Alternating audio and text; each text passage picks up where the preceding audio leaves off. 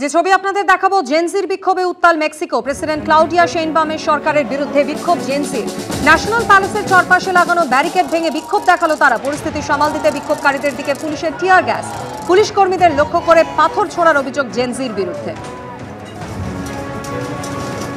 জম্মু কাশ্মীরের নওগাম থানায় বিস্ফোরণ, ঘটনাস্থলে ফরেনসিক বিশেষজ্ঞরা। নওগাম থানার বাইরে পুরো এলাকা ইতিমধ্যে ঘিরে রাখা হয়েছে। এলাকায় খুঁটিয়ে পরীক্ষা ফরেনসিক বিশেষজ্ঞ এবং তদন্তকারীদের।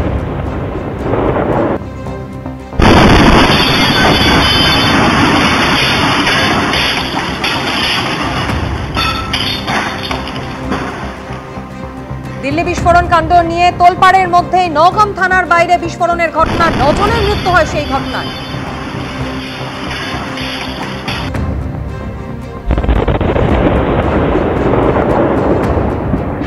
নওগাম থানার বাইরে মজুদ থাকা বিস্ফোরক থেকে ভয়াবহ বিস্ফোরণের ঘটনা, যেখানে 9 জনের মৃত্যু হয়েছে, আহত হয়েছেন 32 জন। সেই ঘটনার পর একের পর এক প্রশ্ন সামনে আসছে। শ্রীনগরে থানা চত্বরে কিভাবে বিস্ফোরণ? কোনো সতর্কতা কি ছিল না? এই 9 জনের মৃত্যুর দায় কার? কার গাফিলতিতে এত বড় ঘটনা ঘটে গেল? এত রাতে কেন অ্যামোনিয়াম নাইট্রেট পরীক্ষা করা হচ্ছিল? বিপুল পরিমাণ বিস্ফোরক থাকা সত্ত্বেও কেন বাড়তি সতর্কতা নেওয়া হলো না? পাশাপাশি এই প্রশ্ন উঠছে, কেন এত বিপুল পরিমাণ বিস্ফোরক ফরিদাবাদ থেকে শ্রীনগরে আনা হলো? 10ই নভেম্বর আপনাদের মনে থাকবে, দিল্লিতে হাই সিকিউরিটি জোন লালকেল্লার কাছে ভয়াবহ বিস্ফোরণের ঘটনা, যেখানে 13 জনের মৃত্যু হয়েছিল। আর সেই একই দিনে ফরিদাবাদ থেকে উদ্ধার হয় বিপুল পরিমাণ অ্যামোনিয়াম নাইট্রেট। ফরিদাবাদে উদ্ধার হওয়া অ্যামোনিয়াম নাইট্রেট পরীক্ষার সময় শ্রীনগরের নওগাম থানার বাইরে এই ভয়ঙ্কর বিস্ফোরণের ঘটনা ঘটে। ঘটনার অভিঘাত এতটাই বেশি ছিল যে নিহতদের দেহাংশ দূরত্বে ছিটকে গিয়ে পড়ে।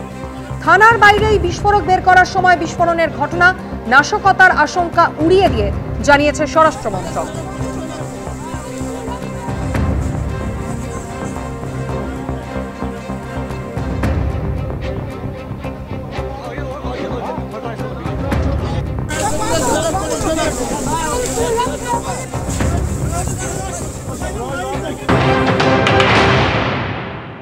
যখন এক্সপ্লোসিভ পাওয়া গিয়েছে, পরীক্ষার জন্য যতটুকু দরকার সেটুকু আলাদা করে রেখে বাকিটা কোর্টের অর্ডার নিয়ে সেটা ডিসপোজ অফ করে দেওয়া হয়। যার জন্য দেখবেন আমাদের এখানেও, আশা করি সে স্টেটেও আছে, বোম ডিসপোজাল স্কোয়াড থাকে একটা। এরা এই এক্সপ্লোসিভের ট্রেনিং দেওয়া থাকে এবং এরা বোম কিভাবে ডিসপোজ অফ করতে হবে সেটা জানে, এক্সপ্লোসিভ ডিসপোজ অফ কীভাবে করতে হয় সেটা জানে। এবং তাদের কাছে এই বোমের বিরুদ্ধে যে জ্যাকেট, ব্ল্যাঙ্কেট বা কোনো এক্সপ্লোসিভকে এক্সপ্লোড করানো বা হাই এক্সপ্লোসিভ হলে সেটাকে ডেটোনেট করানো, এইগুলোর ব্যবস্থা তাদের কাছে থাকে এবং সাধারণত সেটা একটা নিরাপদ জায়গায় নিয়ে গিয়ে করানো হয়। তো আমি একটা জিনিস প্রথম যেটা বুঝতে পারছি না, যে এই এক্সপ্লোসিভ যেটাকে নিয়ে গিয়ে থানায় কি করে রাখা হলো, যেখানে সবসময় থানার লোকজন থাকে, বাইরের লোকজনও সাধারণ লোকও আসেন।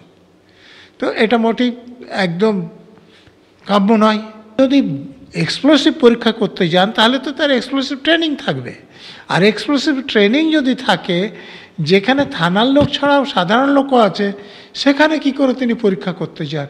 সে একটা নিরাপদ জায়গায় নিয়ে গিয়ে তিনি তার নিরাপত্তার ব্যবস্থা নিয়ে আশেপাশে কেউ থাকলে তাকে সরিয়ে দিয়ে তারপর সে পরীক্ষা করবেন। দিল্লির হাই সিকিউরিটি জোন লালকেল্লার কাছে ভয়াবহ বিস্ফোরণের ঘটনা, তারপর 5 দিন পেরিয়ে গিয়েছে, আজ ফের খুলল লালকেল্লা। দর্শনার্থীদের জন্য খুলে দেওয়া হয়েছে দিল্লির লালকেল্লা। গোটা চত্বর জুড়ে নিশ্চিদ্র নিরাপত্তা, বন্ধ ছিল গ্যারেজ, কোনো গাড়ি সরাতে দেওয়া হয়নি। আজ ঘটনাস্থলে বম ডিটেকশন ভেহিকল চেকিং এর পর একে একে ছাড়া হচ্ছে গাড়িগুলিকে। সেই ছবি রেখেছি আপনাদের সামনে। খুলে দেওয়া হয়েছে দিল্লি মেট্রো স্টেশনের সমস্ত গেটও। গতকাল পর্যন্ত মেট্রোর 2টি গেট বন্ধ ছিল।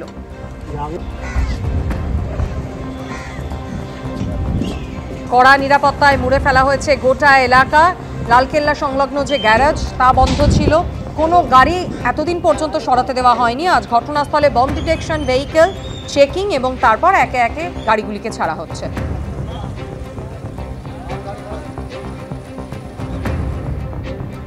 এই হচ্ছে লালকেল্লা সেই পার্কিং লট, যে পার্কিং লটে একেবারে i20 গাড়িটি পার্ক করা ছিল এবং তারপর এখান থেকে বেরিয়ে লালকেল্লার সামনে যায় এবং তার বিস্ফোরণের ঘটনাটি ঘটে।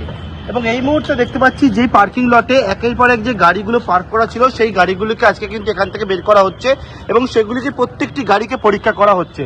দিল্লি পুলিশের বম ডিটেকশন যে টিম সেই টিম এসছে এবং আসার পর একেবারে স্নিফার ডগ নিয়ে আসা হয়েছে, পুলিশ কুকুর সেখানে তল্লাশি চালাচ্ছে। বিভিন্ন যে যন্ত্রপাতি রয়েছে, যেমন কোনো জায়গায় কোনো কিছু রয়েছে কিনা সেটাকে ডিটেক্ট করার জন্য এইরকম বিভিন্ন যন্ত্রপাতি সেই সবটা দিয়ে গোটা যে গাড়ি সেই গাড়ি পরীক্ষা করা হচ্ছে এবং সেই পরীক্ষা করার পর সেই গাড়িগুলিকে এখান থেকে কিন্তু পার্কিং লট থেকে এক এক করে বের করা হচ্ছে। পার্থপ্রতিম ঘোষ, এবিপি আনন্দ, নয়াদিল্লি।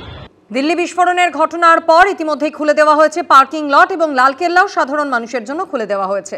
অন্যদিকে এই ঘটনার তদন্তে একের পর এক চাঞ্চল্যকর তথ্য সামনে আসছে। বিস্ফোরণ স্থল থেকে উদ্ধার হয়েছে 9mm পিস্তলের 2টি কার্তুজ, এমনটাই দিল্লি পুলিশ সূত্রে খবর। উদ্ধার করা হয়েছে একটি কার্তুজের খোল। দিল্লি পুলিশ সূত্রে এই খবরই পাওয়া যাচ্ছে। কার্তুজ মিললেও ঘটনাস্থল থেকে কোনো বন্দুক উদ্ধার হয়নি। কেন বিস্ফোরণ স্থলে এই কার্তুজগুলি ছিল খতিয়ে দেখছে পুলিশ।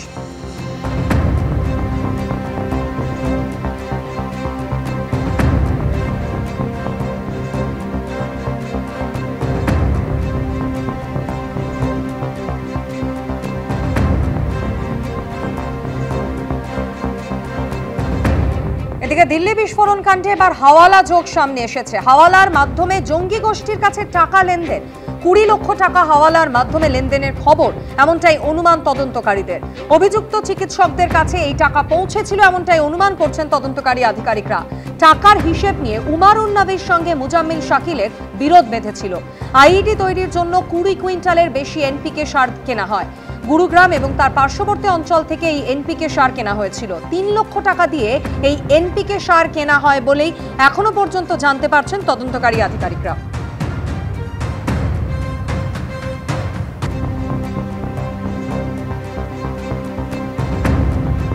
দিল্লি বিস্ফোরণ কাণ্ডে হাওয়ালা যোগ সামনে এসেছে। হাওয়ালার মাধ্যমে জঙ্গি গোষ্ঠীর কাছে টাকা লেনদেনের খবর তদন্তকারীদের কাছে। অভিযুক্ত চিকিৎসকদের কাছে টাকা পৌঁছে গিয়েছিল এবং টাকার হিসেব নিয়ে উমারুন নবীর সঙ্গে মুজাম্মিল শাকিলের একটা বিরোধও বেঁধেছিল। প্রাথমিক তদন্তে এই সমস্ত তথ্য উঠে এসেছে তদন্তকারী আধিকারিকদের হাতে।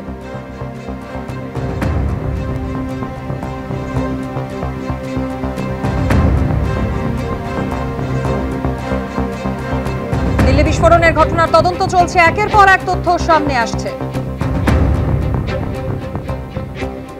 এদিকে এই ঘটনার সঙ্গে জড়িত সন্দেহে আটক আরও এক চিকিৎসক। এবার অনন্তনাগ থেকে আটক হরিয়ানার মহিলা চিকিৎসক।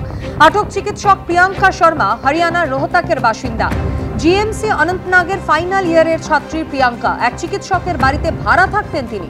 ভাড়া বাড়ি থেকে তাকে আটক করা হয়েছে। বাজেয়াপ্ত করা হয়েছে প্রিয়াঙ্কার মোবাইল ফোনও।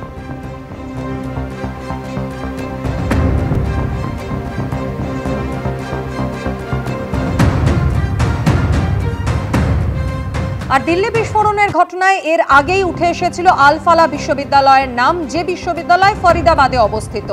চিকিৎসকদের জঙ্গি মডেল তদন্তে বিশ্ববিদ্যালয়ে পৌঁছেছে ফরিদাবাদ ক্রাইম ব্রাঞ্চ।